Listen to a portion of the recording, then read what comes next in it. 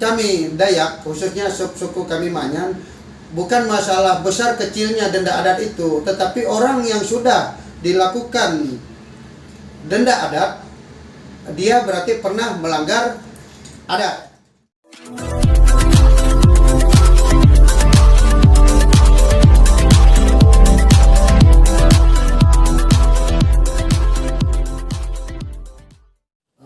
Tabe selamat lingun alatai, salam saujud karendep malempang, adil katalinu, bacuramin kak saruga, basaya kak jubata, arus. Selamat malam, terima kasih, salam kenal, nama saya Eda Stephen Lalung, atau dikenal dengan nama Pangkalima Bangkirayen. Saya asli Dayak Manyan, pedalaman Kalimantan Tengah. Saya berdomisili di Kota Tamiang Layang, Desa Bangkirayen. Kenapa saya dijuluki Pangkalima Bangkirayen? Karena saya dari kampung Bangkirayen. Oke.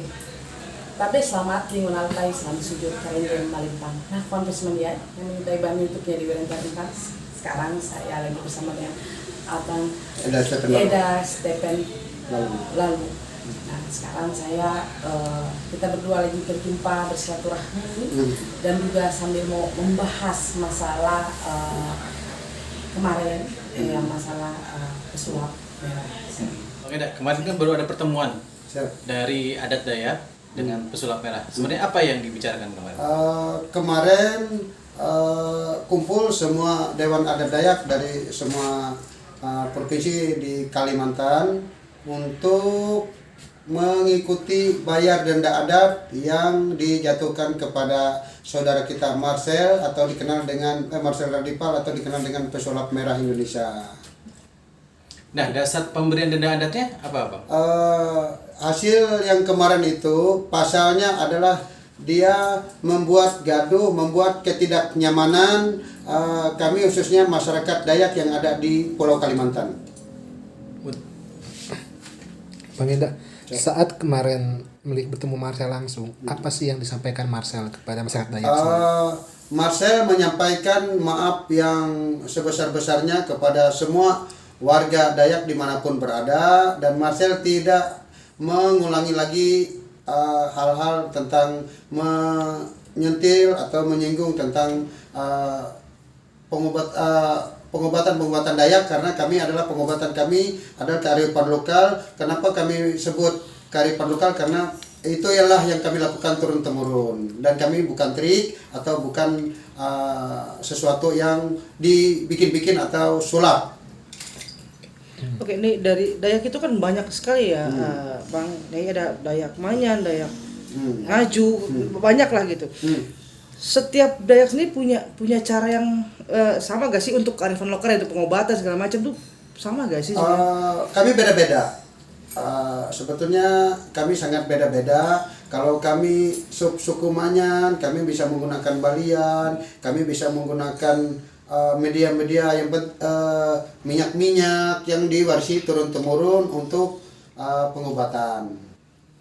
Kalau untuk Ngaju sendiri ada kesamaan nggak sih dengan? Oke, kalau kita orang Dayak Ngaju berbeda, tapi minyak hampir sama aja. Kita juga memakai minyak, tapi ada cara kita pengobatan orang Dayak Ngaju. Kita kadang-kadang kita ada juga belian, tapi belian kita enggak seperti kayak orang Dayak Manyan ya dengan tarian. Dan kita juga manggil leluhur, kita juga manggil leluhur. Nah, sama. Setelah itu kita orang Dayak Ngaju itu kadang-kadang ada orang bilang mengumul, ada cara mengumul, ada juga orang besangiang. Nah, banyak macam seperti itu. Nah, juga kita bilang suku satu Dayak, tapi ciri khas kita berbeda.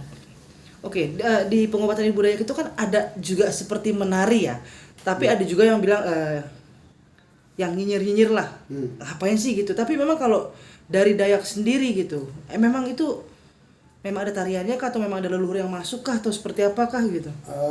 Kalau itu beda-beda. Kalau kami Manyan, kami menggunakan gelang bau, gelang dadas, ada juga yang menari, atau kami bilang itu badiwa. Kalau Kahian kan badewa, kalau kami badiwa. Nah, itu menggunakan tetapi harus ada sesajen yang lengkap. Kalau badiwa Manyan itu harus dia 41 macam sajen-sajen yang disiapkan dan bermacam pernak-pernik, sama juga kalau belian bau dan belian dadas, dan ada rapalan-rapalan mantra yang harus kita sampaikan ke leluhur. Oke, ini ketika sudah menyentil kearifan lokal orang Dayak kan ada jipen ya namanya tadi ya. Ada apa? Ada denda adat ya. Ada denda adat gitu. Sama nggak satu sama lain? Pada prinsipnya sama nggak gitu? Kalau kita bilang sama nanti salah. Ya, betul. Semuanya beda. Seperti kemarin kita menggunakan dari Kalimantan Barat suku Kanayan. Mereka memakai adat istiadat mereka dan kita tetap menghormati. Oleh itu tetap adat istiadat Dayak yang penting sudah terwakilkan untuk denda adatnya, dan menurut tata cara Kalimantan Barat atau suku Kanayan itu sudah pas dan memenuhi syarat. Bang, suasana pertemuan kemarin seperti apa sih Bang saat Marcel bertemu dengan para tetua adat Dayak? Kalau pertemuan kemarin itu sangat luar biasa.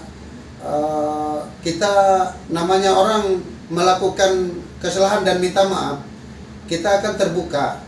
Kita persilahkan dia minta maaf, tetapi dengan beberapa rentetan yang harus dia bayar dan dia dikenakan denda dan sanksi adat. Kalau menurut kami Dayak, khususnya suku kami Manyan, bukan masalah besar kecilnya denda adat itu, tetapi orang yang sudah dilakukan denda adat, dia berarti pernah melanggar adat. Dan bukan hukum sosial, tetapi orang sepanjang zaman akan menceritakan, mengingat, oh si ini dulu pernah dijatuhkan adat oleh begini, oh ini oleh begini, mungkin seperti itu. Nah, isu sebagai supranatural Dayak yang kemarin kan juga diundang tapi nggak bisa hadir ya, sudah terwakilkan belum sih Nyai? Bagi saya sudah terwakilkan. Bagi kami orang Dayak hampir semua terwakilkan, pasti terwakilkan semua, karena kita dari semua suku ada semua di situ, dari Kalimantan Tengah ya Pak ya, dari Kalimantan Barat, Kalimantan Timur, Kalimantan Selatan, Kalimantan Utara, kita kan ada 5 provinsi, pasti semua udah terwakilkan di situ, seperti itu. Pasti kita akan percaya, tidak akan mungkin salah mereka memberi sanksi kepada mereka yang melakukan melakukan kesalahan adat. Berarti kasus Marcel ini bisa dibilang sudah selesai ya Nyai? Kalau bilang saya bilang ini udah selesai. Tapi bila mana dia melakukan sekali lagi kesalahan, tetap pasti akan ada sanksi adat yang lebih parah lagi. Mungkin seperti itu ya. Itu sudah sah, kemarin sudah ditandatangani bahwa masalah kegaduhan saling apa di media sosial maupun di masyarakat itu sudah selesai.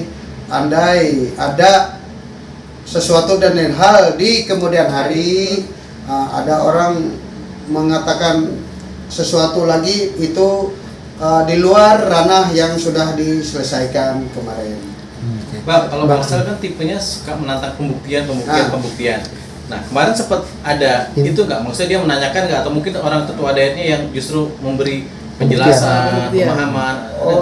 Kalau kemarin secara bercerita terbuka udah kami sampaikan, dan termasuk Dinda saya Rantian Dewi ini dia paham bahwa ilmu Dayak kami tidak bisa melakukan pembuktian, karena jika itu diminta harus ada korban dan dikorbankan. Karena ilmu Dayak kalau kami sudah memanggil leluhur itu tidak bisa ditangkal-tangkal lagi, dan itu akan menjadi sesuatu yang sangat sakral. Maka kami tidak berani melakukan pembuktian. Oleh pertama, satu, ilmu kami orang Dayak bukan sulap. Ya, dan kita tidak pernah menyombongkan sesuatu hal. Iya, betul. Karena kita itu pakai leluhur, karena kita sudah ada turun-menurun yang kita pakai. Jadi susah memang ini ciri khas kami orang Dayak. Memang inilah cara kita mengobati, membantu orang.